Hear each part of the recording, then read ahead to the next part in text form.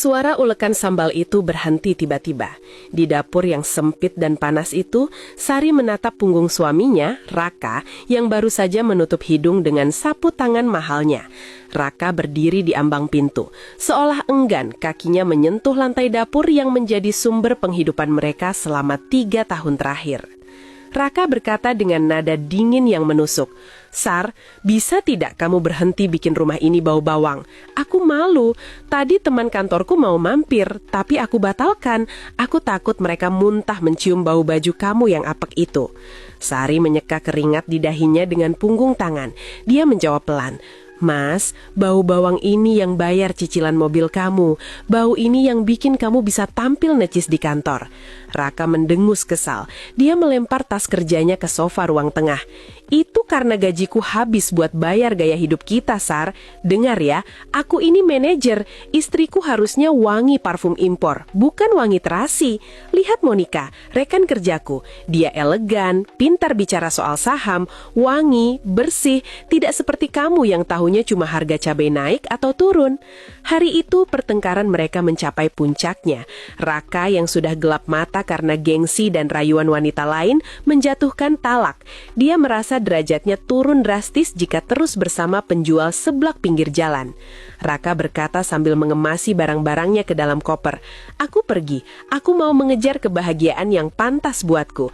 Kamu ambil saja semua panci dan gerobak bututmu itu. Aku tidak butuh harta gono gini dari uang receh yang kotor dan berminyak. Aku akan hidup berkelas bersama Monica." Sari tidak menangis meraung-raung. Dia hanya menatap kepergian suaminya dengan hati yang hancur, namun tatapannya perlahan berubah menjadi tajam.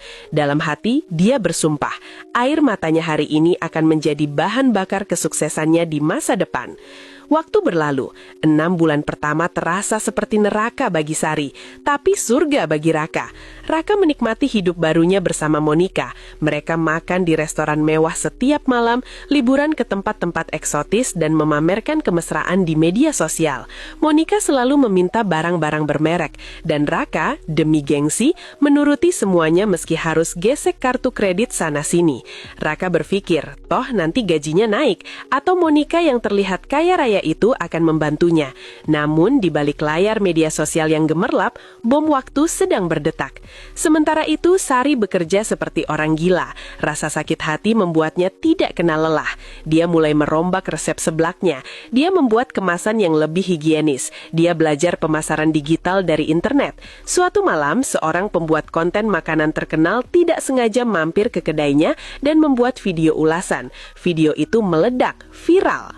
Orang-orang mulai antre mengulan sejak subuh. Sari tidak lagi sanggup melayani sendiri. Dia merekrut tetangga-tetangganya. Dari 1 gerobak menjadi 1 ruko. Dari 1 ruko, permintaan kemitraan datang dari luar kota. Dalam 1 tahun, Sari bukan lagi penjual seblak. Dia adalah pemilik perusahaan kuliner dengan ratusan cabang. Namun Sari tetap rendah hati. Dia tidak pernah memamerkan wajahnya di media sosial. Orang hanya tahu merek dagangnya, Seblak Mantan. 1 tahun kemudian, roda kehidupan berputar dengan kejam bagi Raka. Ternyata Monica bukan wanita karir yang sukses. Monica hanyalah penipu ulung yang terlilit utang di mana-mana. Semua barang mewahnya adalah hasil pinjaman. Gajinya habis untuk membayar bunga utang yang menumpuk. Dan yang lebih parah, Raka terseret. Namanya digunakan sebagai penjamin. Hari itu, di sebuah rumah kontrakan sempit yang jauh lebih buruk dari rumah lama Sari, Raka duduk lemas. Ponselnya berdering terus-menerus. Panggilan dari penagih utang. Mobilnya sudah ditarik leasing. Monica sudah kabur entah kemana setelah dipecat dari kantor karena kasus penggelapan uang. Raka di PHK karena performa kerjanya hancur akibat stres dikejar utang. Raka lapar. Di saku celananya tinggal ada uang Rp10.000. Dia berjalan gontai menyusuri jalanan kota, mencari lowongan pekerjaan apa saja. Dia melihat sebuah gedung perkantoran baru yang megah di pusat kota. Di depannya terpasang spanduk besar, dibuka lowongan kerja untuk staf gudang dan pengemudi. Raka membuang gengsinya. Dia masuk ke gedung itu dengan pakaian lusuh. Di lobi yang dingin dan mewah, Raka duduk menunggu giliran wawancara bersama pelamar lain. Dia melihat sekeliling. Kantor ini sangat sibuk. Karyawannya rapi dan profesional. Pasti pemilik perusahaan ini orang hebat. pikir Raka. Namanya dipanggil. Saudara Raka, silakan masuk ke ruangan direktur utama. Ibu direktur ingin mewawancarai langsung beberapa kandidat hari ini. Raka gemetar. Dia merapikan kemeja yang kusut.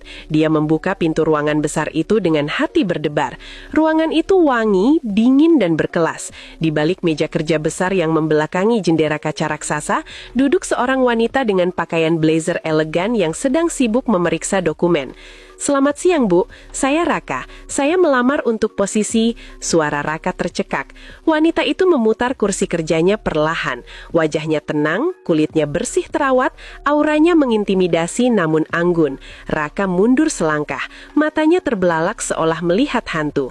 "Sari," bisik Raka, nyaris tak terdengar. Sari meletakkan pulpennya. Dia menatap Raka dari ujung kaki sampai ujung kepala tanpa ekspresi kaget. "Silahkan duduk, Saudara Raka. Jadi kamu melamar sebagai sopir operasional. Ini kantormu?" tanya Raka bertaba-taba. "Betul, gedung ini aset terbaru perusahaan saya. Kami mengelola ratusan gerai makanan di seluruh negeri. Omset bulan lalu cukup untuk membeli gedung ini secara tunai, tanpa kredit, tanpa utang." Raka lemas, kakinya gemetar hebat hingga dia jatuh berlutut di depan meja Sari. Rasa malu, menyesal, dan hancur bercampur menjadi satu. Air matanya tumpah. "Sar, maafkan aku bodoh, aku kena tipu Monica, aku kehilangan semuanya. Tolong aku, Sar, kita rujuk ya. Aku janji akan jadi suami yang baik. Aku akan bantu kamu urus bisnis ini. Aku punya pengalaman manajerial, Sar. Kita bisa mulai dari awal." Sari berdiri, berjalan mendekati Raka. Bunyi sepatu hak tingginya menggema di ruangan sunyi itu. Dia berhenti tepat di depan Raka yang sedang menunduk. "Bangun, Mas," ucap Sari lembut. Raka mendongak. Ada secerah harapan di matanya. "Kamu memaafkan aku?" Sari tersenyum tipis. "Aku sudah memaafkanmu sejak lama, karena kalau aku terus membencimu, rezekiku seret. Tapi untuk kembali, maaf, standar saya sudah naik." Sari kembali ke mejanya, mengambil sebuah amplop coklat dan meletakkannya di hadapan Raka. "Ini ada sedikit bekal." Raka membuka amplop itu dengan tangan gemetar. Isinya bukan uang, melainkan kartu nama pengacara dan satu saset produk seblak instan buatan pabrik Sari. "Itu kartu nama pengacara saya. Dia bisa bantu urus sisa utang yang Monica bebankan atas namamu secara hukum. Dan itu produk terbaru kami, varian pedas penyesalan. Silahkan dicoba." Sari menekan tombol intercom di mejanya. "Security, tolong antar bapak ini keluar. Wawancara sudah selesai." Dua orang petugas keamanan masuk dengan sopan namun tegas memegang lengan Raka. Raka diseret keluar secara halus dari ruangan dingin itu. Sebelum pintu tertutup, dia melihat Sari sudah kembali sibuk dengan tumpukan dokumennya, sama sekali tidak menoleh lagi ke belakang. Wanita yang dulu dia hina karena bau bumbu dapur, kini adalah wanita yang bahkan tidak sanggup dia gapai bayangannya. Raka berdiri di trotoar gedung itu, menggenggam saset seblak itu. Dia sadar dia telah membuang berlian demi memungut pecahan kaca, dan luka goresannya akan dia bawa seumur hidup.